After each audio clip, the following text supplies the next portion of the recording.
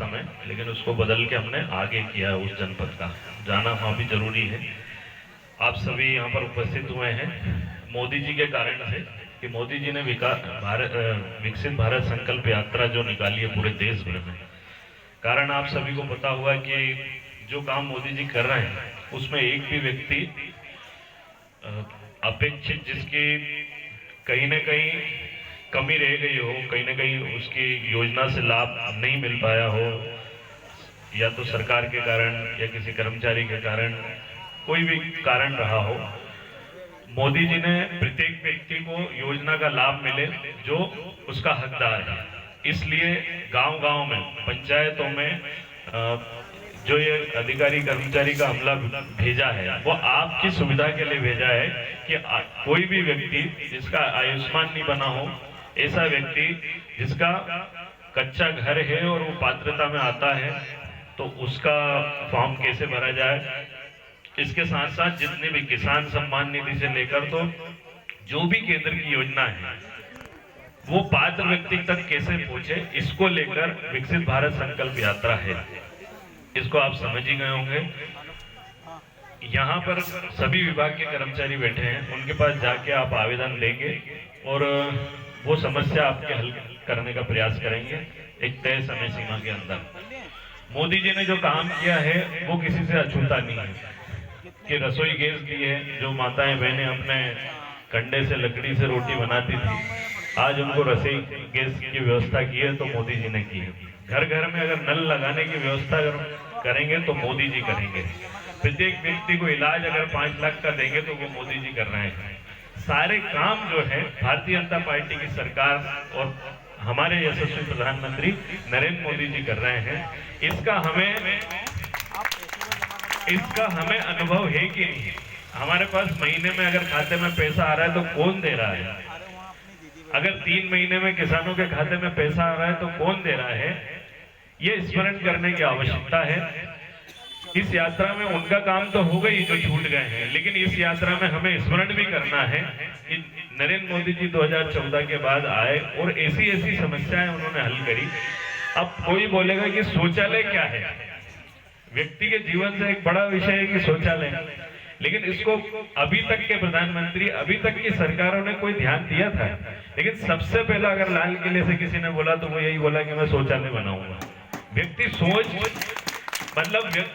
भी नहीं सकता इस तरह। और उन्होंने लाल किले से जब भाषण दिया, लाल किले पे जब भाषण होते थे प्रधानमंत्रियों को तो एक फॉर्मेलिटी जैसी होती थी, लेकिन उन्होंने वाकई में व्यक्ति की समस्या को समझा कि क्या समस्या है, माताओं बहनों की समस्या को समझा, और वो एक समस्या पहला काम ये बोला उन्होंने, उसके बाद स्वच्छता बोला। ऐसा व्यक्ति मिलेगा कहाँ हमें। प्रधानमंत्री नरेंद्र मोदी जी ने वो जीवन जिया है अपने जीवन में, जब बचपन में भी उन्होंने वो जीवन जिया है जो हमारे यहाँ कोई गरीब व्यक्ति जीता है, किसान भी एक अभाव में अपना जीवन जीता है। वो सारा जीवन उन्होंने जीकर ही सारी योजनाओं को देश भर में उतारा है कि रसोई गैस अगर किसी माता बहनों को देंगे तो माताएं बहनें रोटी बनाते समय याद रखना चाहिए कि किसने दी। करते हैं इतना स्मरण कि ये किसने दी है। माताएं बहनें हाँ या ना में जोर से बोलो, करते हैं ना। प्रधानमंत्री जी की जो भी योजना है, लाडली बहना के खाते में पैसे आते तब तो हम शिवराज जी को याद रखते हैं कि हाँ उनने भेजे हैं वो पैसे, लेकिन जो मोदी जी ने योजनाएं दी है आपको, उनको भी हमें स्मरण करना है कि रोटी बनाते समय याद रखना है कि ये मोदी जी की देन है। इलाज कराते समय ये याद रखना है मरीज के परिजन को और मरीज को कि मोदी जी ने ये कार्ड दिया है तो मेरा आज इलाज हो रहा है। नल में पानी अगर आएगा तो उस समय याद रखना है कि वही नरेंद्र मोदी जी है जिसने हमारे घर में जो हम 1-1 घंटे गगरा लेके पानी भरने जाते थे, आज 1133 करोड़ की योजना है। 590 गांवों में, आपके गांव में भी नल कनेक्शन लगेंगे, प्रत्येक घर में नल का पानी आएगा। पानी अगर यहाँ नहीं होगा तो नर्मदा का पानी आपके गांव में आएगा, लेकिन पानी जरूर आएगा। ये संकल्प है और यही मोदी जी की गारंटी है। अगर उन्होंने कह दिया है कि आपके घर में पानी पहुंचाऊंगा तो पहुंचाऊंगा, एक भी घर नहीं छूटेगा। यही अगर आपके खेत में पानी नहीं तो खेत में पानी पहुंचाऊंगा तो पहुंचाऊंगा, यही मोदी जी की गारंटी है। यही मोदी जी की गारंटी है कि मोदी जी अगर कह देते हैं कि किसी का कच्चा घर है तो वो कच्चे घर में नहीं रहेगा। आज कल परसों नरसों जब भी होगा उसका पक्का मकान मोदी जी ही बनवाएंगे। भारत माता की। लेकिन इसके बाद भी बहुत सारी बातें हैं। अब क्योंकि लोकसभा का चुनाव आ गए हैं और मैं तो क्योंकि नेता हूँ, वोट मांगने आया था आपके बीच में, अब फिर वोट मांगने आया हूँ। वो मेरे लिए नहीं या मोदी जी को गद्दी पे बिठाने के लिए वोट मांगने नहीं आया हूँ। मैं इसलिए वोट मांगने आया हूँ कि पूर्ण बहुमत की सरकार होगी तो किसानों के खेत खेत में पानी पहुंचेगा, वो संकल्प भी पूरा होगा। ऐसा जो काम आपको लगता है कि ये नहीं हो सकता है, वो भी प्रधानमंत्री नरेंद्र मोदी जी करेंगे, लेकिन पूर्ण बहुमत से होना चाहिए।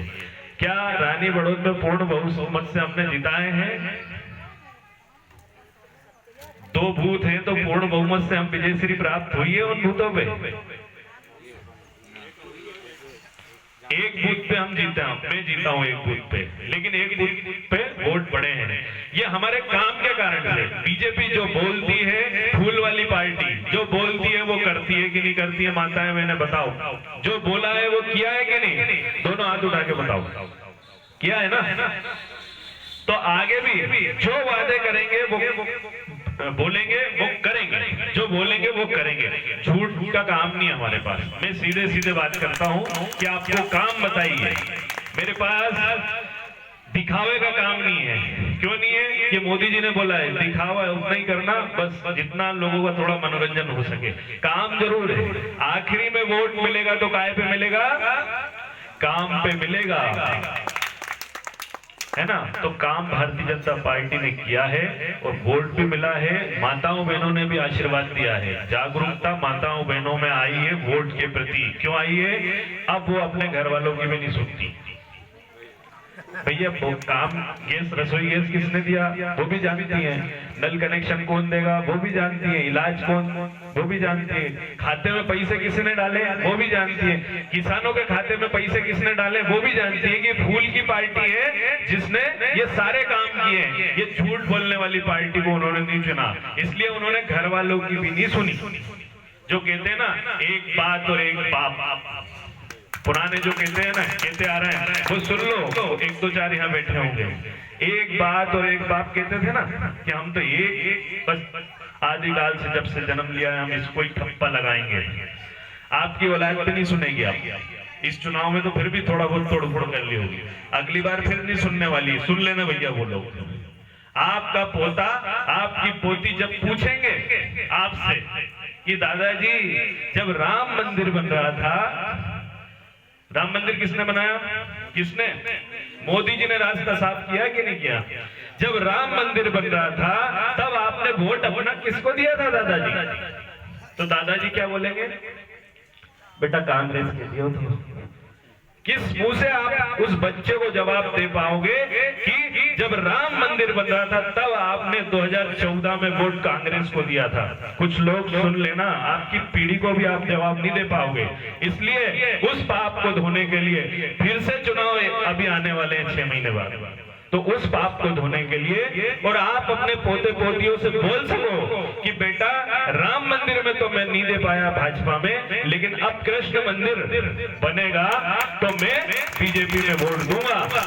आप अपने पोते पोतियों के सामने बोलने के लिए हो जाओ, उनके सामने नजर मिला के ये बोल सको कि धर्म की रक्षा करने वाली पार्टी, काम करने वाली पार्टी, झूठ नहीं बोलने वाली पार्टी, और विश्व के अंदर भारतीयों को जो उनकी छाती चौड़ी करके चलने लग गए अब कि हम भारत के लोग हैं, हमारे देश का प्रधानमंत्री नरेंद्र मोदी है। ऐसे विश्व के किसी भी देश में जाते हैं तो बड़े गर्व से खड़े होकर बोलते हैं कि हम भारत के हैं। तो ऐसा नाम रोशन करने वाले प्रधानमंत्री आप लोगों ने दिया है, जिनने फूल की बटन दबाई है और जिनने कांग्रेस की दवाई है, पंजे की दवाई है, वो समझ लो, सुधार लो। फूल सुधारने का समय आ गया है। 6 महीने बाद फिर से लोकसभा के चुनाव है। जो विधानसभा में पलट जाते हैं और लोकसभा में दे देते हैं, पिछली बार विधानसभा में कम मिले थे और लोकसभा में ज्यादा मोदी को दिए थे, वो लोग समझ लो कि विधानसभा में भी दे दिया करो। विधानसभा से भी राज्यसभा का जो बहुमत बनता है वो विधानसभा से ही बनता है। इसलिए आगे से ध्यान रखना कि अगले जो भी चुनाव आए उसमें भैया अपने पाप धो लेना और फूल की पार्टी को चुन लेना। और जितनी माताएं बहनें यहाँ पर सुन रही हैं, आपकी जागरूकता के कारण, वोट में आपकी जागरूकता आई है, इसलिए आज पूर्ण बहुमत से सरकार बनी है। और सारे निर्णय, जो निर्णय विधानसभा में हमें लेने होंगे, किसान के हक में, महिलाओं के हक में, युवाओं के हक में, हम सब लेंगे। इसमें कोई भी कमी नहीं रखी जाएगी। कोई कुछ भी यहाँ बरगला आके बोले, हमने बोला 2700 रुपए कुंटल गेहूं लेंगे तो लेंगे, उन्होंने वो दोहरी बात करते हैं। आज से 8 महीने 9 महीने पहले उन्होंने बड़ौदिया के अंदर कांग्रेस की रैली हुई थी, उसमें बोला था कि नहीं कि 3500 रुपए कुंटल बिकना चाहिए गेहूं, बोला था कि नहीं? किस किस ने सुना? भैया हाथ खड़े करना कि हमें पता है। जो 2 लोग आए थे उनने 3500 रुपए कुंटल की मांग करी थी, लेकिन उनके वचन पत्र में 2600 रुपए कुंटल क्यों लिखा भैया? चुनाव में आप दोहरी बातें करते हो, मंच पे कुछ और मीडिया का फोकस अपनी ओर खींचने के लिए कुछ और बोलते हो, और वचन पत्र में आप कुछ और बोलते हो। ऐसे ही 2 लाख का पिछली बार ऋण माफ करने के लिए कुछ और बोला था, धरती पे आए तो कुछ और करा। इसलिए ऐसी दोहरी राजनीति, दोहरी बात, दोगली बात करने वालों को सफाया अपन ने कर दिया है। लोकसभा के चुनाव में भी गलती हमसे नहीं होना चाहिए, बढ़ के वोट मिलना चाहिए नरेंद्र मोदी जी को। मिलेंगे? हाँ। अब एक संकल्प और है, सभी पुरुष वर्ग के लिए है, महिलाएं उसमें हाथ नहीं उठाना। माताएं बहनों ने वोट दिया है, 85% से ऊपर वोट मिला है विधानसभा के अंदर, तो वो माताओं बहनों में जागरूक, अच्छी बात है ना, आना चाहिए। अपना निर्णय खुद लेती है माताएं कि मैं फूल में दूंगी, मेरे को जहां देना है मैं वहां दूंगी। अपना निर्णय, वोट मेरा है। मेरी पत्नी भी अपने अधिकार से वोट दे सकती है ना। इसलिए आपके घर में भी जो माताएं बहनें बच्चियां हैं, वो अपने अधिकार से वोट दे। इसका आप मानते हो ना? उनको अधिकार होना चाहिए। मानते हैं सब? हाँ। तो आप सभी संकल्प लो कि हम माताओं बहनों से पूछ के वोट देंगे। आपकी पत्नी से पूछ के वोट दोगे? इतना अधिकार देते हो तो दोनों हाथ उठा लो, दोनों हाथ उठा लो, सब पुरुष वर्ग। इसमें कोई दिक्कत नहीं है। आप अपनी पत्नी को अगर सम्मान दे रहे हो तो दोनों हाथ उठाने में कोई दिक्कत नहीं है। दोनों हाथ उठाइए और संकल्प लीजिए कि मैं मेरी पत्नी से, मेरी माता जी से पूछ के वोट दूंगा। भैया देंगे ना? इसलिए देंगे कि उनके काम सारे मोदी जी ने करे हैं। हम लाभ ले भी लेते हैं, कुछ पुरुष वर्ग लाभ ले लेते हैं और धीरे से कहते हैं ठीक है, तो सरकार का अधिकार है, करेगी वो तो सरकार। अब माताएं बहनें जितनी बेटी है, इन सब ने देख लिया है कि इनने संकल्प लिया है कि आपसे पूछ के वोट। पहले आप लोग इनसे पूछ के वोट देते थे, लेकिन अब ये लोग आपसे पूछ के वोट देंगे।